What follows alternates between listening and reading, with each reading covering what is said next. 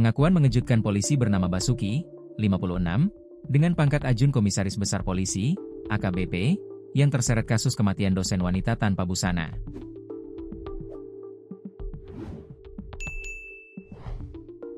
Dosen berinisial DLL, 35, ditemukan tewas tanpa sehelai benang di sebuah kamar kos Hotel Kostel di Jalan Telaga Bodas Raya nomor 11 Karangrejo, Gajah Mungkur, Kota Semarang, Senin, 17 November 2025. AKBP Basuki menjadi orang pertama yang melaporkan kematiannya.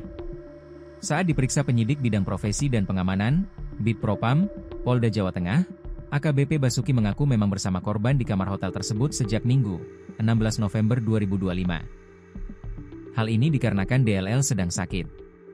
Perwira yang bertugas di Ditsamapta Polda Jawa Tengah itu menyebut, korban sudah lama bermasalah dengan tekanan darah dan kadar gula tinggi. Bahkan DLL disebut muntah-muntah pada sore itu. Saya antar ke rumah sakit dulu. Terakhir saya lihat, dia masih pakai kaos biru kuning dan celana training, ujar Basuki kepada wartawan, dikutip dari Tribun Jateng, Rabu, 19 November 2025. Ia mengaku terkejut saat mendapati Levi tergeletak tanpa busana keesokan hari, dengan mengeluarkan darah dari hidung dan mulut. Basuki berdalih kondisi itu dipicu reaksi tubuh menjelang kematian. Korban merupakan perempuan lajang yang sudah mengajar di Untak sebagai dosen hukum pidana.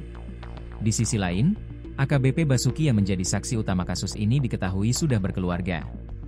Ia menyatakan tidak ada hubungan asmara, dan mengaku mengenal DLL hanya karena rasa simpati sejak orang tua Levi meninggal dunia. Bahkan, Basuki mengatakan sempat membiayai proses wisuda Dr. Levi. Saya sudah tua. Tidak ada hubungan seperti yang orang pikirkan, ujarnya.